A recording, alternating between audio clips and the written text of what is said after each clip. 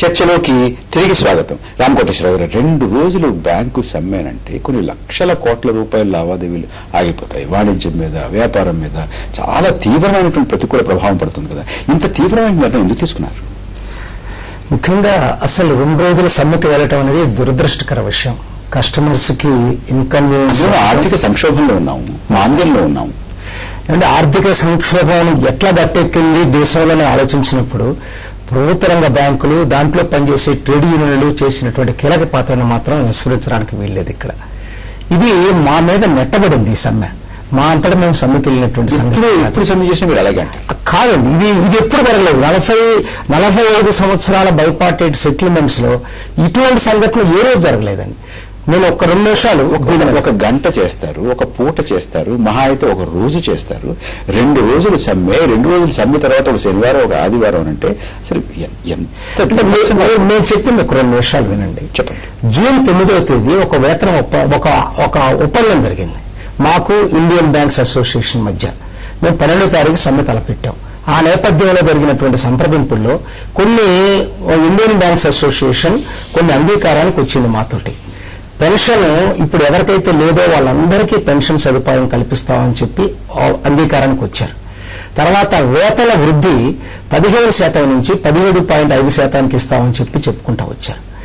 మరి మేము ఇది వాళ్ళు ఇచ్చినటువంటి హామీల మేరకు సమ్మె కూడా విరమించడం జరిగింది.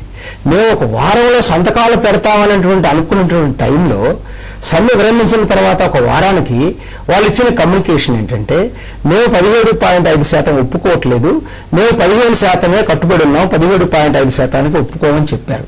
చరిత్రలో ఎప్పుడు జరగలేదండి. ఇది ఒక ప్రభుత్వం, ఏదో ప్రైవేట్ యాజమాన్యాలు అయితే నేను అర్థం చేసుకోగలను. ఒక ప్రభుత్వ ప్రతినిధిగా ఉన్నటువంటి ఇండియన్ బ్యాంక్స్ అసోసియేషన్ 17.5% ఒప్పుకొని మా చేత సమ్మె విరమింప చేసి తర్వాత మళ్ళీ మేము 15% కన్నా ఇవ్వమన్నారు. ఆ పరిస్థితుల్లో ఇది షాక్. అసలు అందరికి కూడా, బ్యాంకు ఉద్యోగస్తులందరికీ కూడా ఇవాళ 6వ వేతన కమిషన్ వచ్చిన నేపథ్యంలో చూసుకున్నప్పుడు మేము నిజంగా 17.5% మేము ఒప్పుకోలేదండి. అయినా మేము ఎందుకు సంఘాలు ఉంచామంటే ఈ మీరు చెప్పినటువంటి పాయింటే, బాధ్యత సంఘాలు కాబట్టి. రామకోటేశ్వరరావు గారు, మీకు ఇచ్చిన మాట తప్పింది మీ యాజమాన్యాల సంఘం, ప్రభుత్వం కూడా అనుకుందాం, ఆర్థిక మంత్రిత్వ శాఖ దీని వెనకాల ఉంటుంది, ఒప్పుకుని ఉండకపోవచ్చు, ఏదైనా కావచ్చు. మీ యాజమాన్యాల మాట తప్పితే, ప్రభుత్వం మాట తప్పితే మేమందరం కూడా ఎందుకు బాధపడాలి? మేమందరం కూడా ఎందుకు ఇబ్బంది పడాలి? ఎందుకు చాలా మంచి మాట అండి. దురదృష్టం ఏంటంటే మాట తప్పిన దాని మీద మేము ఏదో ఒక విజ్ఞాపన చూసుకోండి, మాట్లాడుకోండి, ఘర్షణ పడండి. దానికోసం వెయిట్ చేసామండి. ఏ రకంగా మీరు యాజమాన్యాలకి మీరు ఆ రకమైనటువంటి గట్టిగా మాట చెప్పగలరో, ప్రభుత్వానికి మాట చెప్పగలరో, మీరు ఏ రకమైన పద్ధతులు ఉపయోగిస్తారో ఉపయోగించండి. కానీ 2 రోజులు మేము అందరం కూడా ఎందుకు ఇంత బాధపడిపోవాలి? మాటలు చెప్తే వినే ప్రభుత్వం అయితే అసలు ఇక్కడ దాకా సర్వ చేయాల్సిన అవసరం ఇబ్బంది పెట్టి ప్రభుత్వం మీద. దీనికి ప్రధాన కారణం మాత్రం ప్రభుత్వం. ఎందుకంటే జూన్ 17వ తారీఖు వాళ్ళు మాకు తగ్గిస్తామని చెప్పిన తర్వాత కూడా నెల రోజుల దాకా మేము సమ్మె నోటీస్ ఇవ్వలేదు. మేము వాళ్ళు అపాయింట్మెంట్ ఇవ్వకపోయినా వెయిట్ చేసి, చాలా రోజులు వెయిట్ చేసి, చివరికి IBA చైర్మన్ తో మాట్లాడి, ప్రభుత్వంతో మాట్లాడి, బ్యాంకింగ్ డివిజన్ తోటి, చివరికి వాళ్ళు చాలా ఎడమెంట్ గా ఉన్నటువంటి నేపథ్యంలో ఇవ్వాల్సిన పరిస్థితి వచ్చింది. ఎక్కడ దాకా వెళ్తున్నాడు ప్రభు? అసలు దీనికి మా దృష్టిలో ఒకటేనండి, దీనికి తీసుకెళ్లి 2 రోజులు దేశాన్ని మొత్తాన్ని ఆర్థిక వ్యవస్థ మీద ప్రభావం తీసుకొచ్చినటువంటి వ్యక్తుల మీద చర్య తీసుకోవాలి ముందు. ఎందుకంటే వాళ్ళ నిన్న సంప్రదింపులో 4వ తేదీ మళ్ళా 15 నుంచి 13% దిగారు. ఇంత చరిత్రలో ఎక్కడ లేదు. కిందకు వస్తున్నారు. రామకోటేశ్వరరావు గారు చెప్పేటటువంటి వాదన సమంజసంగా కనపడుతుంది. వాదన బాగానే ఉండొచ్చు, కానీ మనందరం కూడా ఇంత ఇబ్బంది పడిపోవాలా? ప్రజానికి ఇంత ఇబ్బంది పడిపోవాలా? ఆర్థిక వ్యవస్థ ఇంత ఇబ్బంది పడిపోవాలా? అంటే వాళ్ళు కూడా మనలో ఒకరుగానే ఈ పోరాటం చేస్తున్నారు అన్నప్పుడు వాళ్ళు విజ్ఞాపనలు చేస్తారు, సంప్రదింపారు. ఏమీ జరగలేదు. వారికి రావాల్సిన ఒక ముఖ్యమైన విషయం ఉంది ప్రభాకర్ గారు. మనం ఆంధ్రప్రదేశ్ లో చూస్తున్నాం, రేషన్ కార్డులు రద్దు, ఇట్లాంటివి. వాళ్ళ విషయంలో కూడా అదే చేశారు.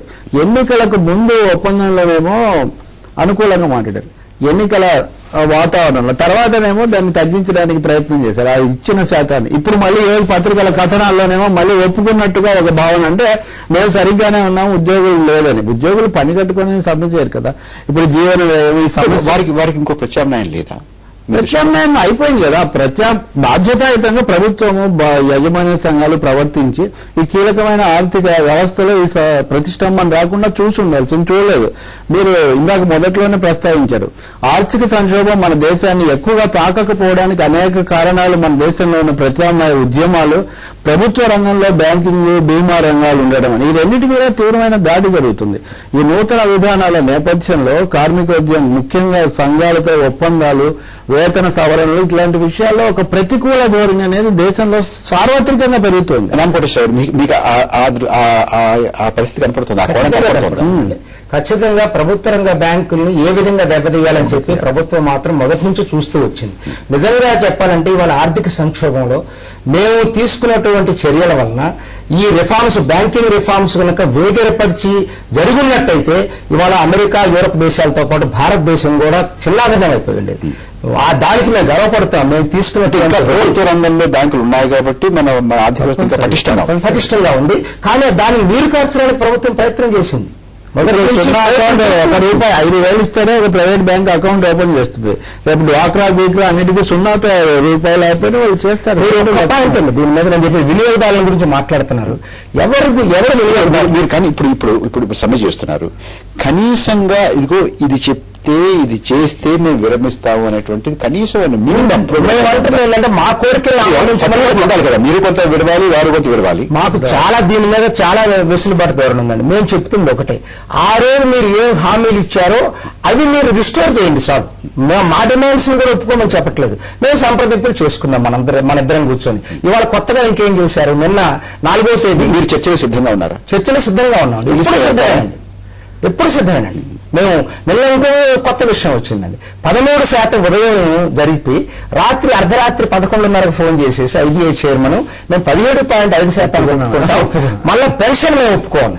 ఇంకొక మెలిక అసలు అది ఎప్పుడో సెటిల్ అయిపోయింది. ఎన్నో సిట్టింగ్స్ లో మేము పెన్షనర్స్ సిట్టింగ్ చేసుకున్నాం, మళ్ళీ దాన్ని రీఓపెన్ చేశారు సబ్జెక్టు. అసలు పెన్షన్ ఒప్పుకోము అంటే అసలు వీళ్ళు మీరు ఇప్పటికైనా ఆర్థిక మంత్రిత్వ శాఖ నుంచో IBI నుంచో ఒక పిలుపు కోసం వేచి చూస్తారు. పిలిస్తే వెడతారు, మాట్లాడతారు, కాస్త పట్టుబిడుపులతో దూరంలోనే ఉంటారు. మనకి సమయం అయిపోయింది. చంద్రశేఖర్ గారు, తెలకపల్లి రవి గారు, రామకోటేశ్వరరావు గారు మా ప్రాంగణానికి వచ్చి మీ విలువైన అభిప్రాయాలు మాతో పంచుకున్నందుకు మీ అందరికీ ధన్యవాదాలు. నమస్తే ఆంధ్ర.